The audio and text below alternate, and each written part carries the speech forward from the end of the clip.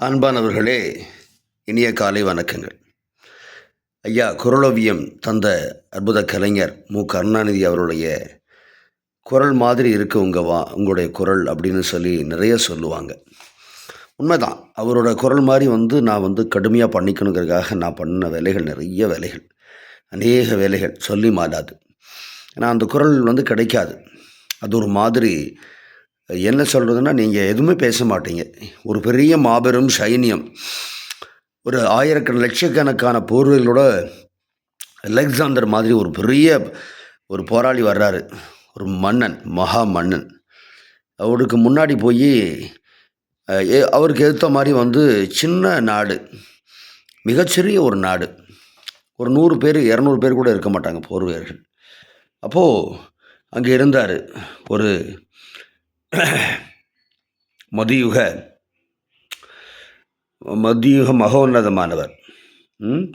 அவர் சொன்னார், ஒன்றும் கலங்காத மன்னா, நான் இருக்கேன், என்ன பேச விடு, நான் போய் பேசுகிறேன், அப்புறமேலு நீ போர் தொடு அப்படின்னு சொன்னார். சரி போயிட்டு வாங்க அப்படின்னு சொல்லி அனுப்பிச்சாங்க. அவர் போனார், அந்த மன்னனை பார்க்கணுன்னு சொன்னார். அந்த அரண்மனையில் எல்லாம் கேலி பேசினாங்க அவரை. யாரையா நீ அப்படின்னு. உனக்கு தெரியாது, உன் மன்னனை வரச்சோ, அவனோடு நான் சண்டையிட வந்திருக்கிறேன். சண்டை என்பது போர்க்களத்தில் மட்டுமல்ல, சொற்களத்திலும் கூடத்தான். என் மன்னன் மகா மன்னன், மாமன்னன், அவனோடு சண்டையிடுவதற்கு தகுதி இருக்கிறதா என்பதை நான் பார்க்க வேண்டாமா? அதற்கான முஸ்தீபு தான் இது. என்னோடு வாதம் தொடுத்து போராடி என்னை ஜெயிக்க சொல்லுங்கள், பிறகு என் மன்னனை ஜெயிக்க சொல்லுங்கள் என்று சொல்ல அதிர்ந்து போனார்கள் காவலர்கள்.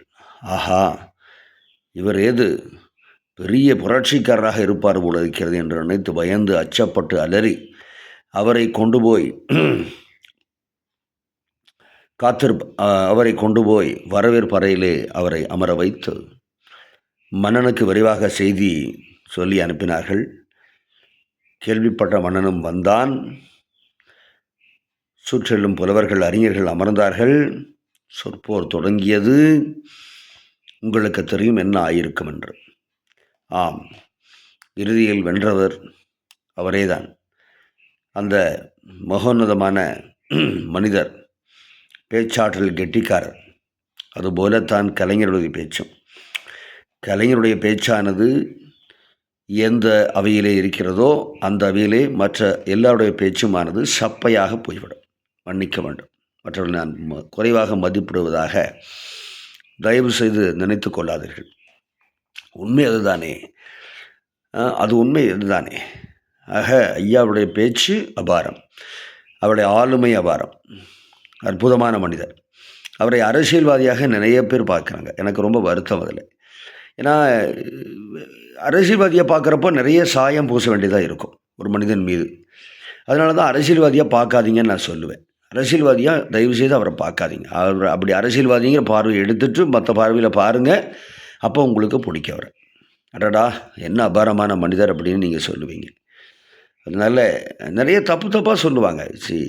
பாருங்கள், மனிதர்கள் என்பவர்கள் தவறுகளால் நிச்சயமாக சூழப்பட்டவர்களே. அவரை குறை சொல்லுவவர்கள் தயவுசெய்து தங்களுடைய இதயத்தை தொட்டு கேட்டு சொல்ல வேண்டும். என்ன கேட்கணும்? நான் என்ன செய்தேன், நான் எப்படி, அவ்வளவுதான். அந்த இவர் சொன்ன மாதிரி, அமெரிக்க பெருந்தலைவன் சொன்ன மாதிரி, அடுத்தவரை நீ நீக்கி உன் சுற்று விரலை நீட்டினால் உன்னை நோக்கி 3 விரல்கள் நீள்கிறது அப்படின்னு சொல்கிறப்போ நமக்கு அடுத்தவனை குறை சொல்றதுக்கே தோணவே தோணாது. எந்த காலத்தையும் குறை சொல்ல மாட்டோம், சொல்லவே கூடாது. ஆக ஐயா அவர்கள் அற்புதமான மனிதர். சரி, அதில் யாருக்கும் மாற்று கருத்து கிடையாது. அப்போது அவர் வளர்த்த தமிழ்நாடு, அந்த தமிழ்நாட்டினுடைய அற்புதமான ஒரு நகரம் திருப்பூர். அந்த திருப்பூர் அற்புதமான ஊர் அப்படின்னு எத்தனை பேருக்கு தெரியும்? சும்மா சொல்லக்கூடாது. திருப்பூர் ஒரு ஊர். ஆமாம், டெக்ஸ்டைல் சிட்டி. ஆமாம், பனியன் மகா நகரம். ஆமாம், டாலரில் குவிக்குது. ஆமாம், எல்லாம் சரி. எல்லாம் இப்போ 100 வருஷம் கதை சொல்லிகிட்டு இருக்கேன். ஒரு 1000 வருஷம் கதை சொல்லு. ஒரு 2000 வருஷம் கதை சொல்லு. ஒரு 4 ஒரு ஒரு யுகமான கதை சொல்லு. யாருக்கும் தெரியல. ஒருத்தருக்கும் தெரியாது. அப்ப தெரியணும். அப்ப தெரியணும். தெரியணுமா கூடாதா? கண்டிப்பா தெரியணும். அப்போ தெரிஞ்சுக்கிறது நம்ம கடமை இல்லையா? அப்போ திருப்பூர பத்தி நம்ம தெரிஞ்சுக்கணும் அப்படின்னா, நம்ம தெரிஞ்சுக்கணும். தெரிஞ்சு தான் ஆகணும். கண்டிப்பா தெரியணும். இப்ப திருப்பூர்ல பத்தி தெரியலன்னா, திருப்பூர்ல இருக்கவே கூடாது. நமக்கு அது தகுதியே இல்ல. திருப்பூர்ல வசிக்கிறோம் அப்படின்னா, திருப்பூருடைய சிறப்பு என்ன? கேள்வி கேட்டா பதில் சொல்ல தெரியணும். அப்ப சொல்ல தெரியலன்னா, அப்ப திருப்பூருக்கு நம்ம அவமானப்படுத்துற மாரி ஆகாதா? இப்போ நம்ம அம்மா, அப்பா கூட நம்ம இருக்கிறோம். உங்க அம்மா, அப்பா எப்படின்னு உங்ககிட்ட கேட்டா நீங்க என்ன சொல்றீங்க? எங்க அம்மா ரொம்ப கெட்டிக்காரங்க. எங்க அப்பா ரொம்ப தங்கமானவரு சொல்றீங்க. அப்போ அப்பா, அம்மாவ பத்தி தெரியுங்காட்டி சொல்றீங்க. அப்பா, அம்மாவுக்கு நிகரானது தானே அந்த ஊரு. அந்த ஊர் தானே நமக்கு எல்லாம் போடுது, சாப்பாடு தருது, காத்து தருது, தண்ணி தருது, எல்லாம் தருது. அப்ப அம்மா, அப்பாவுக்கு நிகரான ஊர். அந்த ஊரு பத்தி நமக்கு தெரிய வேண்டுமா? வேண்டாமா? அப்ப தெரிஞ்சுக்கிறோம். தெரிஞ்சுக்கிறதுக்காக தான் நம்ம என்ன பண்ணுறோம், இந்த திருப்பூர் வரலாறு, மகாபாரத காலம், சங்ககாலம், இடைக்காலம் அப்படின்னு சொல்லி ரொம்ப அற்புதமாக 30, 40 ஆண்டுகள் வந்து அந்த ஆராய்ச்சியில் தன்னை ஈடுபடுத்தி கவிஞர் சிவதாசன் ஐயா அவர்கள் நேற்று சந்திச்சேனானே எனக்கு ரொம்ப வெட்கமாக போச்சு. ஐயா வந்து நான் அவரை முதல்ல எனக்கு அடையாளமே தெரியல. அவர் ரொம்ப மெலிந்திருந்தார். அதுவே எனக்கு பெரிய ஒரு வருத்தம், மிகப்பெரிய வருத்தம். ஏன்னா ஒரு எழுத்தாளன் என்பவன் அந்த சமுதாயத்தில் ஒரு ஒரு சாக்ரட்டிஸ் மாதிரி இருக்கணும். இப்படி கிரேக்க சமுதாயம் இன்றைக்கும் கிரேக்க சமுதாயமானது கொண்டாடப்படுகிறது. அந்த கிரேக்கத்தில் வந்து எழுத்தாளர்களுக்கு தான் முதல் மரியாதை, மன்னனுக்கு அல்ல.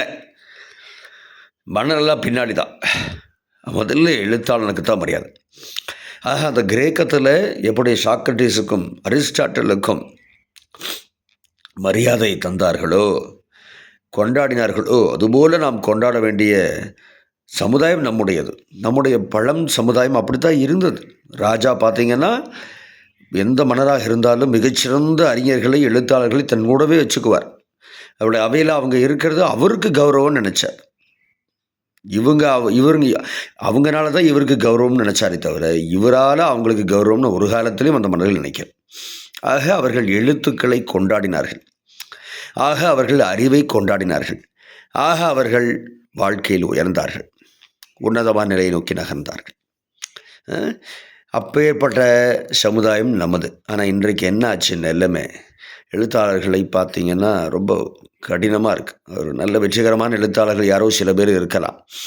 அந்த சில பேரை தவிர மீதி இருக்க எழுத்தாளர்கள் எல்லாம் அடையாளம் காணப்பட முடியாதவர்களாக, அங்கீகாரம் கிடைக்காதவர்களாக இந்த சமுதாயத்தில் வளம் வருகின்ற காட்சியை பார்க்கின்ற பொழுது மிகவும் வருத்தமாக இருக்கிறது. ஆக நாம் உடனடியாக செய்ய வேண்டிய வேலை, அப்பேற்பட்ட அந்த அற்புதமான எழுத்தாளர்களை வருவித்து, அவர்களை கௌரவித்து, அவர்களை சபைகளிலே உட்கார வைத்து, அவர்களுக்கு முதல் மரியாதை செய்து, அவருடைய ஆலோசனைகளை கேட்டு நாம் இந்த சமுதாயத்தை நடத்த வேண்டும். அந்த வகையில் நம்ம இன்றைக்கு சிவதாசன் ஐயாவுடைய இந்த புத்தகத்தை வாங்குகிறோம்.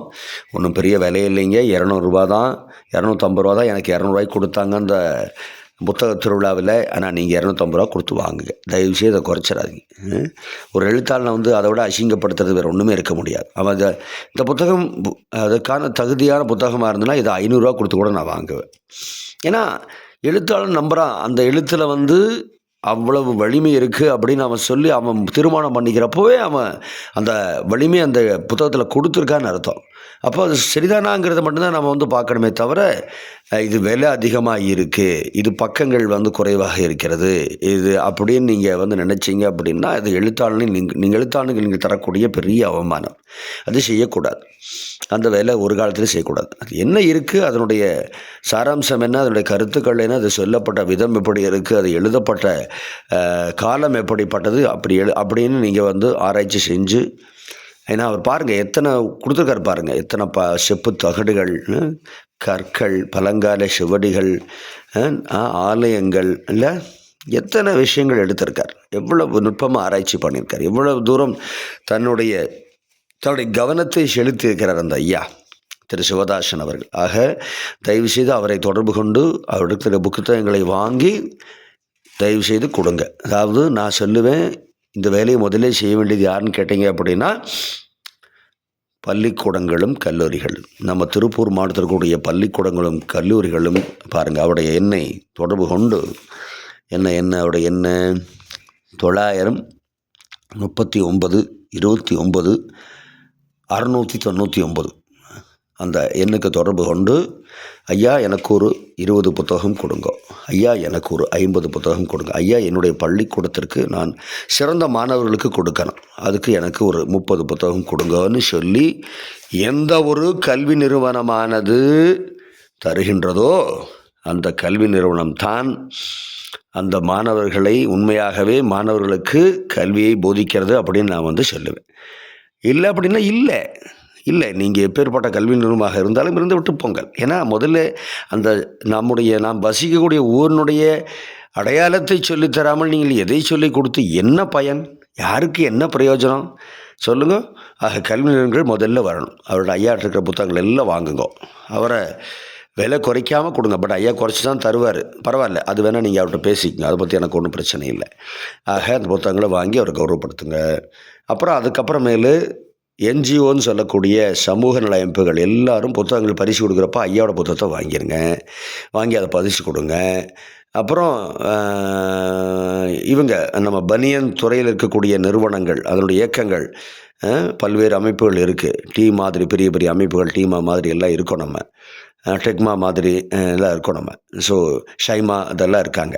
இப்போ இவங்கெல்லாம் என்ன பண்ணணும்? டெக்ஃபாலாம் இருக்குது, சாராய மாலை அமைப்பு இருக்குது. அவங்க எல்லாம் என்ன பண்ணணும் அப்படின்னா, ஐயாவோட அந்த புத்தகத்தை வாங்கணும், அவருடைய உறுப்பினருக்கு கொடுக்கணும். ஆக இதெல்லாம் செய்கிறப்ப என்ன ஆகும்னா, ஐயா